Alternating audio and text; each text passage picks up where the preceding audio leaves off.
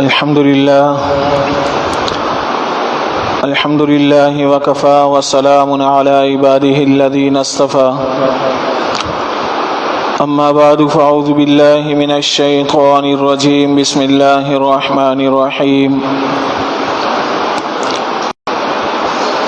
يا أيها الذين آمنوا كتب عليكم الصيام كما كتب على الذين من قبلكم لعلكم تتقون وقال النبي صلى الله عليه وسلم طوبى لمن وجد في صحيفته استغفارا كثيرا صدق الله العظيم وصدق رسوله النبي الكريم ونحن على ذلك من الشاهدين والشاكرين والحمد لله رب العالمين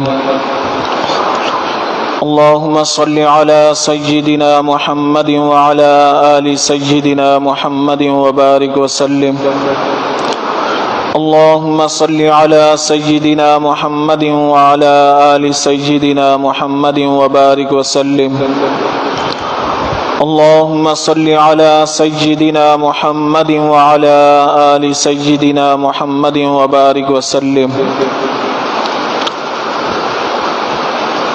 محترم دوستوں اور بزرگوں، رمضان المبارک کا مہینہ رب تعالیٰ نے ہمیں عطا فرمایا۔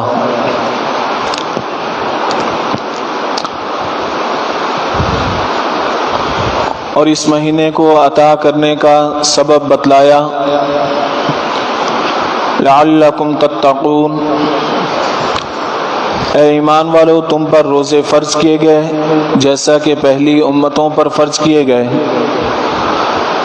تاکہ تم متقی بن جاؤ، پرہیزگار بن جاؤ۔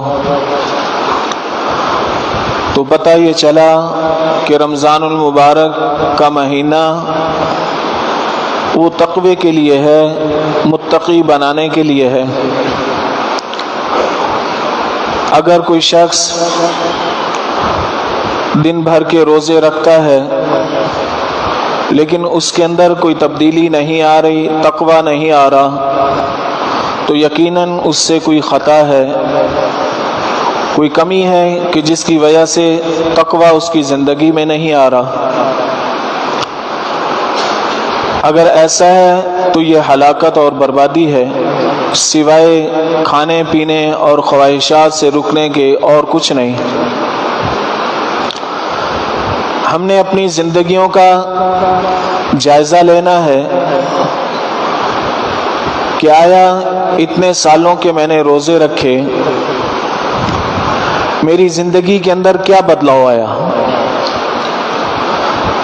میری زندگی سے گناہ کم ہوئے یا بڑھتے رہے؟ نیکیوں کی طرف رغبت ہے، گناہوں سے نفرت ہے، یا اس سے میں خالی ہوں؟ اس کا محاسبہ ہر انسان کو کرنا چاہیے، اور ظاہر ہے کہ جو اپنا محاسبہ کرے گا، اپنی فکر کرے گا، اس فکر پر بھی رب تعالی ہمیں ہدایت عطا فرمائیں گے۔ دنیا کی تمام چیزیں بن مانگے مل سکتی ہیں، لیکن ہدایت مانگنے سے ملتی ہے۔ اگر کوئی شخص اپنے لیے، اپنی اولاد کے لیے، اپنے بیوی بچوں اور دوسرے عزیز و اقارب کے لیے ہدایت مانگتا ہے تو اس کو ہدایت ضرور ملتی ہے۔ دنیا کی چیزیں اگر مانگیں، اپنے لیے مال مانگیں، اپنے لیے مکان، کاروبار مانگیں، ضروری نہیں کہ وہ ہمیں مل جائے، اس لیے کہ رب تعالیٰ کو سب کچھ پتہ ہے، ہر چیز کا علم ہے کہ وہ چیز ہمارے لیے نافع ہے یا نہیں۔ بسا اوقات انسان مال مانگتا ہے فقر کی صورت میں، لیکن مال اس کو نہیں ملتا، اس لیے کہ رب تعالیٰ جانتے ہیں اس چیز کو کہ اس موقع پر اگر اس کو مال دے دیا گیا تو یہ یقیناً تکبر، بڑے بول اور اللہ کی نافرمانی کرنے میں لگ جائے گا اور ہم سے دور ہو جائے گا، اب یہ ہماری یاد میں ہے، ہم سے مانگ رہا ہے، ہم سے باتیں کر رہا ہے، اللہ رب العزت کو یہ بھی اچھا لگتا ہے، تو اس دعا کے مانگنے کے نتیجے میں رب تعالیٰ اس کو کوئی دوسری چیز عطا فرما دیتے ہیں جو اس سے بہتر ہوتی ہے، یا آخرت میں اس کا بہترین نعم البدل عطا فرما دیتے ہیں، وہ دنیا نہیں ملتی۔ لیکن جب انسان اپنے لیے ہدایت مانگتا ہے اور اس کے لیے کوشش کرتا ہے تو 101% یہ یقینی بات ہے کہ ہمیں وہ ہدایت ملے گی۔ انسان کو چاہیے کہ اپنی دعاؤں میں اپنے لیے بھی ہدایت مانگے، اپنی اولاد کے لیے بھی مانگے، فکر مند ہو، اس کو اس چیز کی فکر کرنی چاہیے۔ یہ ہدایت یہی تقویٰ ہے، یہی پرہیزگاری ہے۔ اہدنا الصراط المستقیم ہر نماز کے اندر کتنی بار ہم یہ پڑھتے ہیں، سنتے ہیں، لیکن ہم نے کبھی اس کے اوپر توجہ نہیں کی، کبھی یقین نہیں کیا، کبھی دل سے نہیں مانگا کہ اللہ ہمیں سیدھے رستے کی توفیق عطا فرما، رہنمائی عطا فرما۔ نمازیں پڑھتے ہیں لیکن اس کے باوجود فسق و فجور میں لگے ہوئے ہیں، ہماری زندگی شریعت کے مطابق نہیں چل پا رہی ہوتی۔ ہم نمازیں بھی پڑھتے ہیں، زکوٰۃ بھی ادا کرتے ہیں، حج اور ہر فرض کی ادائیگی کر رہے ہوتے ہیں، لیکن اس کے باوجود زندگی کے اندر کوئی بدلاؤ نہیں آتا۔ کاروبار ہے تو ہمارا کاروبار وہ شرعی طریقے پر نہیں ہے، وہاں پر کہہ دیا جاتا ہے کہ جناب کیا کریں، سبھی ایسا کر رہے ہیں۔ سبھی اگر جہنم میں جا رہے ہیں تو ہم بھی جہنم میں جائیں گے؟ اگر سب آگ میں کود رہے ہیں تو کیا ہم جان بوجھ کے آگ میں کودیں گے؟ کبھی نہیں۔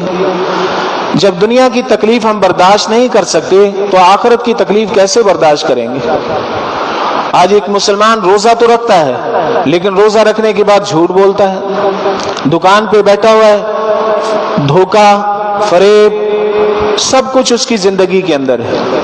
اللہ رب العزت نے جس طرح ہمیں 12 سے 14 گھنٹے کھانے پینے اور خواہشات پوری کرنے سے روکا ہے، یہ چیزیں وقتی طور پر حرام کی ہیں، اسی طرح رب تعالیٰ نے کچھ چیزیں ایسی ہیں، کچھ منہیات ایسے ہیں کہ جن سے ہمیشہ کے لیے منع کیا ہے، روک دیا ہے، وہ ہم پر حرام کر دیا ہے۔ جھوٹ بولنا، غیبت کرنا، دوسرے کو دھوکہ دینا، زنا کرنا، بدنظری کرنا، یہ سب کیا ہیں؟ یہ گناہ ہیں، ہمیشہ کے لیے حرام ہیں، ہم ان سے نہیں رکتے۔ کچھ بھی ہو جائے، جتنی بھی گرمی کیوں نہ لگے، جتنی بھی پیاس اس کو کیوں نہ لگے، وہ پانی کا گلاس اٹھا کر منہ کو نہیں لگاتا۔ کیوں؟ اس کے دل میں استحضار ہے، میرا رب دیکھ رہا ہے، مجھے اس چیز سے منع کیا گیا ہے۔ تو میرے دوستو، دوسری چیزوں سے بھی تو منع کیا ہے، ان سے کیوں نہیں رکتے؟ جب ہماری زندگی گناہوں سے خالی ہوگی تو ہمارے اندر خود بخود تقویٰ آئے گا، پرہیزگاری آئے گی۔ ان اولیاءہ الا المتقون، اللہ رب العزت کے برگزیدہ بندے اور اس کے دوست وہ متقین ہیں۔ والعاقبۃ للمتقین، آخرت کا انجام، بہترین انجام وہ تقویٰ والوں کے لیے ہے۔ تو اپنی زندگی کے اندر ہم نے تقوی کو لانا ہے، پرہیزگاری کو لانا ہے، دوسروں کو بھی اس کی تلقین کرنی ہے۔ آج خود تو نمازیں پڑھتے ہیں، اپنے اہل و عیال کی فکر نہیں، دوسروں کے بچوں کی اصلاح تو کرتے ہیں، اپنے بچوں کی اصلاح کی فکر نہیں۔ خاندان میں ایسا ایک شخص ضرور ہوتا ہے کہ جو سب پر تنقید کرتا ہے، لیکن اس کے اپنے گھر کے اندر کیا ہو رہا ہے اس سے وہ لا علم ہوتا ہے۔ پہلے سب سے پہلے اپنے گھر کی فکر کرنی ہے، دوسروں کے اوپر تنقید نہیں، ان کے لیے دعا کرنی ہے۔ تنقید سے معاملات بگڑتے ہیں۔ کسی جھوٹے کو بھی اگر آپ یہ کہیں گے کہ تم جھوٹے ہو، تم چور ہو، تم ڈاکو ہو، وہ مزید بفر جائے گا۔ اس کے لیے دعا کرنی ہے، اور اس کے لیے جو رستہ چننا ہے وہ نرمی والا، مصلحت والا۔ تو خود بھی شریعت پر عمل کرنا، دوسروں کو بھی اس کے اوپر لگانا اور ان کی فکر کرنی۔ آج ہم سے فکر ختم ہو گئی، فکر نہیں ہے آج اپنی فکر نہیں ہے، دوسروں کی تو کیا فکر ہونی۔ ہم اپنی اولاد کو کیا اپنی نظروں کے سامنے آگ میں دھکیلیں گے؟ کبھی نہیں، لیکن آخرت کی آگ میں دھکیل رہے ہیں۔ والد صاحب خود تو نماز پڑھتے ہیں لیکن بچوں کو نماز کی تلقین نہیں کرتے۔ کیا ہوتا ہے کہ ہماری جامع مسجد کے اندر جمعے کے دن کہیں جگہ نہیں ملتی نماز پڑھنے کی۔ مسجد کا ہال، مسجد کا سین، اوپر کی چھت، پیچھے کے برآمدہ سب بھرا ہوتا ہے۔ یہ لوگ کہاں سے آئے ہیں؟ اہل محلہ ہیں۔ کیا فجر کی نماز میں بھی اتنے لوگ ہوتے ہیں؟ آج دنیا کا تھوڑا سا نقصان ہمیں برداشت نہیں، اگر ہماری اولاد وہ نقصان کرے تو اس کو ڈانٹتے ہیں، اس سے تعلقات ختم کیے جاتے ہیں، لیکن آخرت کا وہ نقصان کر رہی ہے اس کو کچھ کہا نہیں جاتا۔ وہاں پر وہ ابتدائی دور میں جو نبی پاک صلی اللہ علیہ وسلم نے کفار سے کہا تھا، جو آیات منسوخ ہوگی، لکم دینکم ولی دین، تمہارے لیے تمہارا دین، ہمارے لیے ہمارا دین، ہم اس کے اوپر عمل کر رہے ہوتے ہیں، اس کے آرام کا خیال کیا جاتا ہے، نہیں نیند خراب ہو جائے گی، ایک نماز فرض چھوڑنے پر اس کو کیا عذاب ملے گا، اس کے ساتھ کیا ہوگا، یہ کبھی سوچا ہے؟ دنیا کی تکلیفیں تو برداشت نہیں کرتے، لیکن آخرت کی تکلیف کیسے برداشت کریں گے؟ تو میرے دوستو، رمضان المبارک کا جو مہینہ آیا، یہ ہمیں تقوی کا درس دیتا ہے کہ ہم اپنے اندر تقوی پیدا کریں، پرہیزگاری۔ تقوی کسی چیز کے کرنے کا نام نہیں ہے، نہ کرنے کا نام ہے۔ جھوٹ نہیں بولنا، غیبت نہیں کرنی، دوسرے کا حق نہیں کھانا، دوسرے کا مال نہیں کھانا، دوسرے کو دھوکہ نہیں دینا، سب نہیں ہے، کرنا مشکل ہے، نہ کرنا تو آسان ہے، لیکن ہم اپنے نفس اور شیطان کے ہاتھوں مجبور ہو جاتے ہیں، ہم سب برائیاں کر رہے ہوتے ہیں، اور پھر ہم کیا کہہ رہے ہوتے ہیں؟ پھر ہم کہہ رہے ہوتے ہیں کیا کریں، زندگی میں برکت نہیں ہے، مال میں برکت نہیں ہے، کماتے لاکھوں ہیں لیکن مہینے سے پہلے خرچ ہو جاتا ہے، اور عجیب صورتحال ہے، بے چینی ہے، ایسی بے چینی کہ فکر مند کچھ سمجھ نہیں آ رہا ہوتا اس کو۔ اللہ والوں کو تو کوئی کسی چیز کی فکر کرنے کی ضرورت نہ تھی، ان کو بے چینی کس چیز کی؟ اللہ کے ذکر میں اطمینان قلب ہے، ہم اللہ کا ذکر کیوں نہیں کرتے؟ اپنے فارغ وقت میں ہم اللہ کو کیوں نہیں یاد کرتے؟ مسلمان جو ہے وہ اپنا فارغ وقت کس میں گزار رہا ہوتا ہے؟ مووی دیکھنا شروع کر دیے، ڈرامے دیکھنے شروع کر دیے، کیا کر رہا ہے جی؟ وقت گزار رہا ہوں۔ مسلمان ہو کر ہمارے پاس وقت گزارنے کا کوئی طریقہ نہیں، اسلامی طریقہ نہیں۔ آپ کی جیب میں قرآن مجید ہے، قرآن مجید پڑھنا شروع کر دیں، اللہ کا ذکر کرنا شروع کر دیں، دیکھیں کیسی حلاوت آپ کو ملتی ہے، کیسی لذت آپ کو ملتی ہے۔ لیکن اس کے لیے تھوڑا قدم اٹھانا پڑتا ہے، تھوڑی کوشش کرنی ہوتی ہے، اور انسان تھوڑی سی کوشش کرتا ہے، رب تعالیٰ ضرور عطا فرماتے ہیں۔ ہم نے تھوڑا سا قدم بڑھانا ہے، نیکی کی طرف انسان جیسے جرأت کرتا ہے، جیسے تھوڑا سا قدم بڑھاتا ہے، اللہ پاک ضرور اس کی مدد فرماتے ہیں۔ ہماری طرف سے پہل نہیں ہو رہی، پھر کیا ہے؟ وَهَدَيْنَاهُ النَّجْدَيْنِ، اللہ پاک فرماتے ہیں ہم نے ان کو دو راستے دکھا دیے، یہ راستہ نیکی کا، اس پر چلو گے تو تمہاری دنیا بھی سنور جائے گی، آخرت بھی، اور اس راستے پر چلو گے تو دنیا بھی تمہاری برباد ہے، آخرت بھی برباد ہے، یہ اس کو اختیار دے دیا۔ لیکن جب رب تعالیٰ سے ہدایت مانگیں گے اور گمراہی سے پناہ مانگیں گے، اللہ سے یہ دعا کرنی چاہیے کہ اللہ مجھے اپنی نافرمانیوں سے بچا لیجئے، نفس اور شیطان کے ہاتھوں میں مجبور ہوں، مجھ سے نہیں بچا جاتا، اے رب تعالیٰ آپ ہی مجھے بچا لیجئے۔ تو کیسے نہیں رب تعالیٰ ہمیں بچائیں گے؟ کیسے ہمیں وہ چیز عطا نہیں فرمائیں گے؟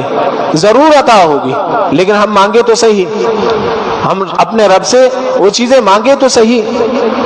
اور ہمارے لیے خوش بختی کیا ہے کہ ہم استغفار کی کثرت کریں۔ جتنا انسان استغفار کرے گا اتنے ہی رب تعالیٰ کی بہاریں اس کے اوپر نازل ہوں گی۔ نبی پاک صلی اللہ علیہ وسلم نے فرمایا طوبیٰ لمن وجد فی صحیفتہ استغفارا کثیرا، خوشخبری ہو ایسے شخص کے لیے کہ جس کے صحیفے کے اندر کثرت سے استغفار پایا جائے، جس کا نامہ اعمال میں کثرت سے استغفار ہو۔ دیکھیں اور جتنے بھی اعمال ہیں ان اعمال میں رب تعالیٰ نے کوالٹی کو مانگا ہے، بہترین نماز پڑھنی ہے، بہترین اس کے آداب شرائط ہر چیز کا خیال کرتے ہوئے خشوع خضوع سے۔ لیکن جہاں پر ذکر اللہ کی بات آتی ہے وہاں رب تعالیٰ نے کثرت مانگی ہے کہ کثرت سے کرو استغفار۔ چاہے آپ کو کوئی دیکھنے والا کوئی یہ کہے کہ جناب یہ ریاکار ہے، یہ دکھلاوا کر رہا ہے، اس کی پرواہ نہ کریں آپ۔ ابتداءً یہ نفس اور شیطان آپ کو یہ اس بات پر مجبور کرے گا کہ یار یہ تو دکھلاوا ہو رہا ہے، لوگ کیا کہیں گے کہ میرے ہاتھ میں تسبیح ہے، بڑا بزرگ آیا، کہنے دو، اس چیز کی پرواہ نہیں کرنی۔ آپ نے کثرت سے استغفار کرنا ہے، کثرت سے اللہ کا ذکر کرنا ہے۔ ایک وقت آئے گا کہ خود بخود اس کے دل کے اندر اخلاص، محبت اور اللہ کی جو ہے نا وہ ایک بڑا پن وہ اس کے دل کے اندر داخل ہوگا، وہ دل میں خود بخود آ جائے گا۔ ہم نے کیا ہے اس کام پر لگ جانا ہے، کثرت سے استغفار۔ استغفار جب انسان کثرت سے کرتا ہے تو رب تعالیٰ فرماتے ہیں کہ جب استغفار کرو گے تو تم پر رب تعالیٰ کی طرف سے بارشیں نازل ہوں گی، رحمتیں نازل ہوں گی، رزق کی بہاریں آئیں گی۔ یہ رزق کی بہاریں، اس کے کئی اسباب ہیں۔ آج ہمارا سب سے بڑا مسئلہ کیا ہے؟ رزق کا ہے۔ اپنی ملازمت سے پریشان ہے، کاروبار سے پریشان ہے، گھر میں جو ہے بے برکتی ہے، اس سے پریشان ہے۔ مین مسئلہ کس کا ہے؟ رزق کا۔ تو رزق کا مسئلہ وہ ہم خود حل کر سکتے ہیں، ہمیں کسی پیر فقیر کے پاس جانے کی ضرورت نہیں ہے۔ سب سے پہلے تو رب تعالیٰ نے کیا فرمایا؟ وَأْمُرْ أَهْلَكَ بِالصَّلَاةِ وَاصْطَبِرْ عَلَيْهَا، اپنے اہل و عیال کو نماز کا حکم دیں، نماز کی تلقین کریں اور اس کے اوپر جمے بھی رہیں۔ لا نسألک رزقا نحن نرزقک، ہم آپ سے کسی رزق کا سوال نہیں کرتے بلکہ آپ کو رزق عطا فرماتے ہیں۔ تو نماز کے سبب سے انسان کو رزق ملتا ہے۔ آج گھر میں جو بے برکتی ہے اس کی مین وجہ کیا ہے؟ بے نمازی ہیں، بے نمازی ہیں۔ تو نماز کو لازم پکڑنا ہے سب سے پہلے۔ نمبر 2 استغفار، استغفار کی کثرت، کثرت سے استغفار۔ جب ہم کثرت سے استغفار کریں گے تو پھر اس کا ثمرہ کیا نکلے گا؟ فَقُلْتُ اسْتَغْفِرُوا رَبَّكُمْ إِنَّهُ كَانَ غَفَّارًا، آپ ان سے کہہ دیجئے کہ کثرت سے استغفار کریں۔ میں کہتا ہوں استغفروا ربکم، یہ حضرت نوح علیہ السلام نے اپنی قوم سے فرمایا تھا، اپنے رب سے کثرت سے استغفار کرو، بے شک تمہارا رب بڑا غفور رحیم ہے۔ انہ کان غفارا، بڑا غفور رحیم ہے۔ ویرسل السماء علیکم مدرارا، آسمان سے رزق کی بہاریں ہوں گی، بارشیں ہوں گی۔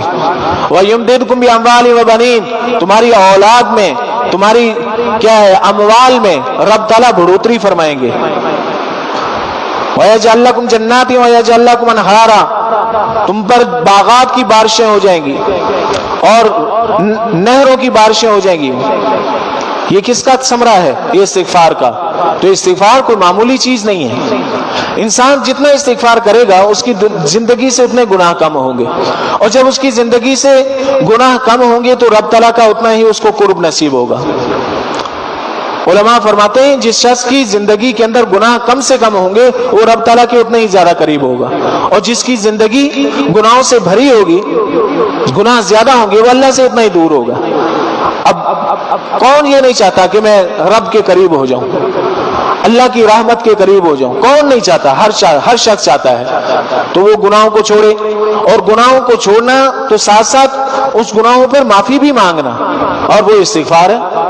انسان جب کثرت سے استغفار کرے گا گناہ چھوٹیں گے بھی، اور آئندہ اس کی زندگی سے گناہ کم بھی ہوں گے، کم بھی اس کی زندگی سے گناہ ہوں گے۔ جب گناہ کم ہوں گے تو اللہ کے قریب ہوگا، جب اللہ کے قریب ہوگا تو پھر اس کا ثمرہ کیا ہوگا؟ جو مانگے گا اللہ پاک عطا فرمائیں گے۔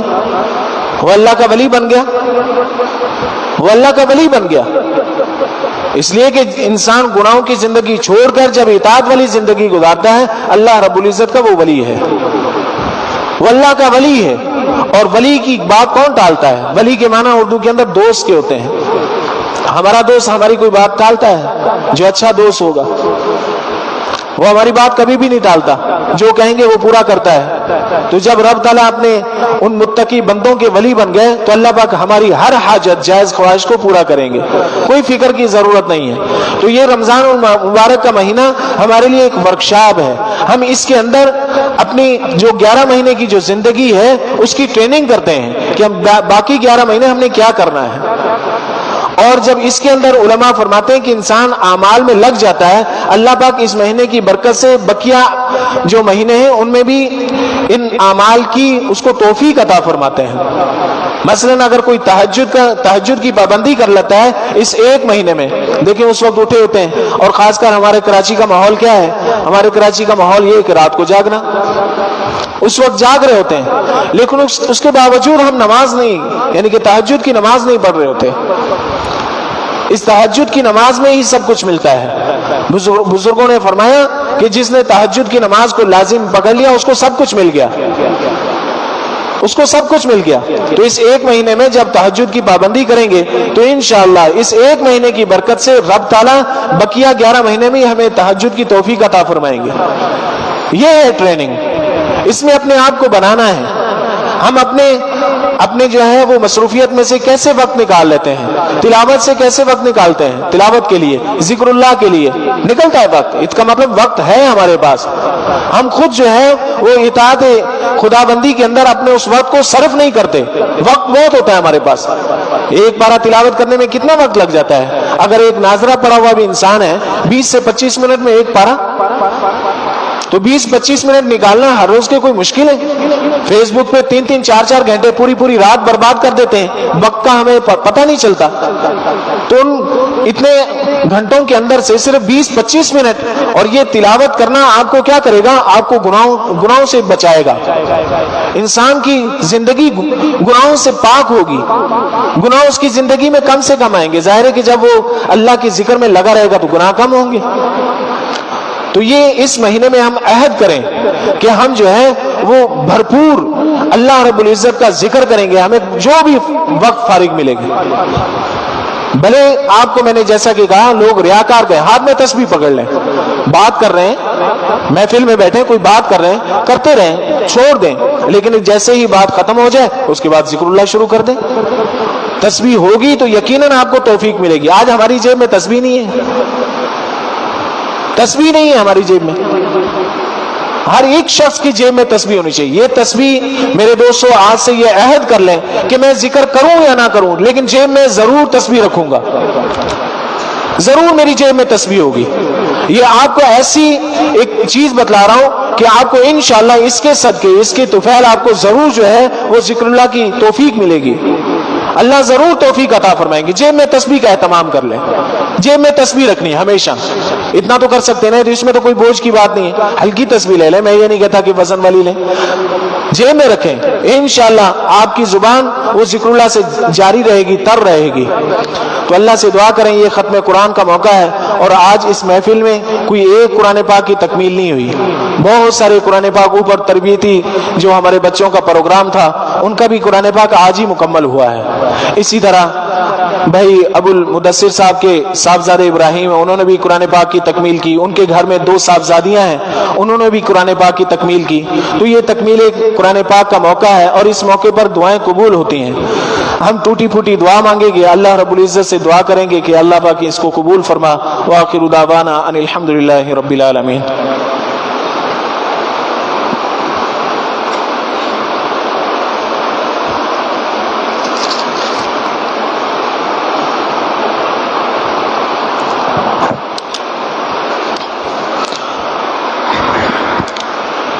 اللهم انت السلام ومنك السلام تبارك يا ذا الجلال والاكرام.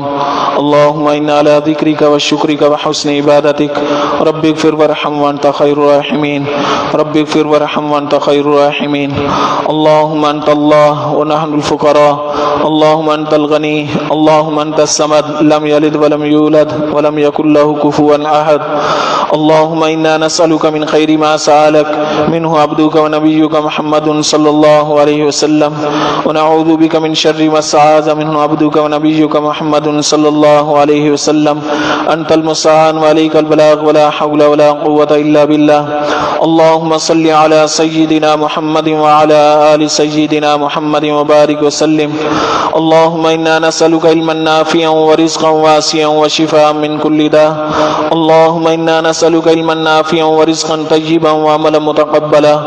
رب ارحمهما كما ربياني صغيرا. الہ العالمین. یا اللہ آج اس محفل میں اس تقریب کے اندر بہت سارے قرآن پاک کی تکمیل کی، بہت سارے افراد نے تکمیل کی. یا اللہ اس قرآن پاک کو اپنی بارگاہ میں شرف قبولیت نصیب فرما. پڑھنے والوں کی طرف سے یا اللہ اس کو قبول و منظور فرما. یا اللہ حافظوں کے پڑھنے میں جو کمی کوتاہی ہوئی یا اللہ اپنی رحمت سے اسے معاف فرما. یا اللہ حافظ صاحب کی زندگیوں کے اندر یا اللہ اس کو جاری و ساری فرما. یا اللہ جن حفاظ نے یہاں پر اور مختلف جگہوں پر قرآن پاک کی تکمیل کی یا اللہ اس کا اجر و ثواب انہیں بھی عطا فرما. یا اللہ سامعین کو بھی عطا فرما، ان کے والدین، نانا نانی، دادا دادی، یا اللہ سب کو اس کا اجر عظیم عطا فرما. یا اللہ ہمارے گناہوں کو معاف فرما دیجئے. یا اللہ وہ گناہ جو چھپکے کیے معاف فرما. یا اللہ جو تنہائیوں میں کیے معاف فرما. یا اللہ جو محفلوں میں کیے معاف فرما. یا اللہ جو کر کے بھول گئے معاف فرما.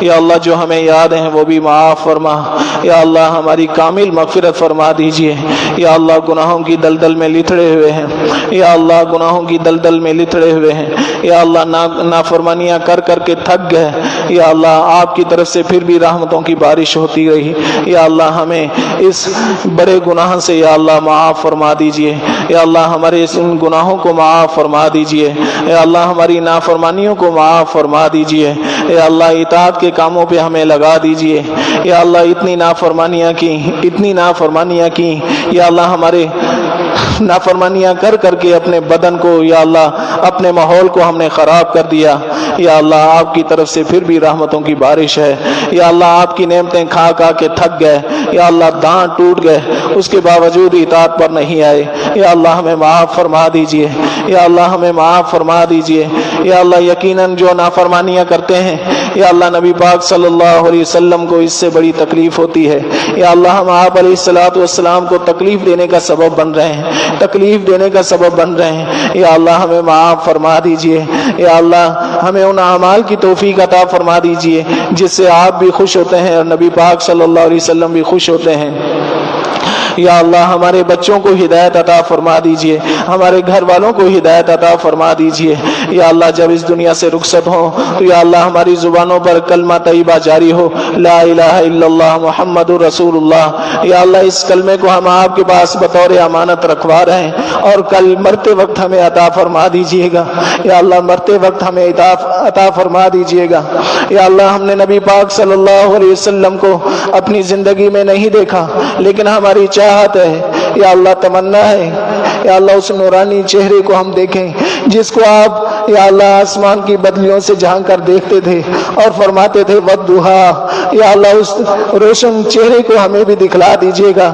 یا اللہ کہیں ایسا نہ ہو ہماری بدعمالیوں کی وجہ سے ہمیں فرشتے دور کر دیں، دھتکار دیں، نبی پاک صلی اللہ علیہ وسلم اپنا چہرہ مبارک ہم سے پھیر لیں، یا اللہ ایسی بدبختی سے ہماری حفاظت فرمائیے گا، یا اللہ ہم نے تو نبی پاک صلی اللہ علیہ وسلم کو دنیا میں بھی نہیں دیکھا، کہیں آخرت میں بھی محروم نہ ہو جائے، یا اللہ ایسی بدبختی سے حفاظت فرمائیے گا، یا اللہ ہماری کامل مغفرت فرما دیجئے، یا اللہ کامل مغفرت فرما دیجئے، یا اللہ ہم آپ کی بارگاہ میں یا اللہ سچے من سے توبہ کرتے ہیں، جو گناہ ہو چکے یا اللہ معاف فرما دیجئے، اور آئندہ جان بوجھ کے کوئی گناہ نہیں کریں گے، آئندہ جان بوجھ کے کوئی گناہ نہیں کریں گے، یا اللہ اپنی اطاعت پر لگا دیجئے، یا اللہ ہم نفس اور شیطان کے ہاتھوں مجبور ہو جاتے ہیں، یا اللہ مجبور ہو جاتے ہیں، گناہ کر بیٹھتے ہیں، یا اللہ ہم آپ کو اپنا یا اللہ کارساز اور وکیل مانتے ہیں اور آپ ہیں، یا اللہ ہمیں سر کے بالوں سے پکڑ پکڑ کے یا اللہ اطاعت کے کاموں پر لگا دیجئے،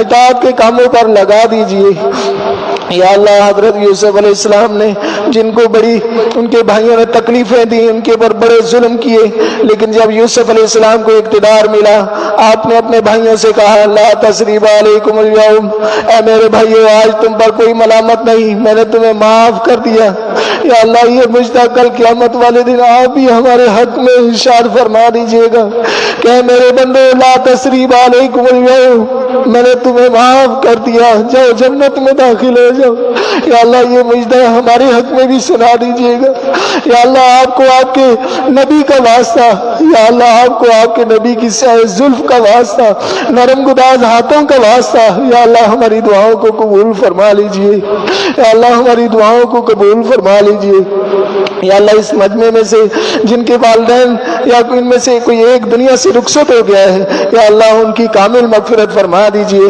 یا اللہ اگر دادا دادی نانا نانی میں سے کوئی دنیا سے رخصت ہو گیا ہے یا اللہ ان کی بھی کامل مغفرت فرما دیجئے، یا اللہ عزیز و اقارب کی بھی کامل مغفرت فرما دیجئے، یا اللہ ہمارے بچوں کی مغفرت فرما دیجئے، یا اللہ ہماری خواتین کی مغفرت فرما دیجئے،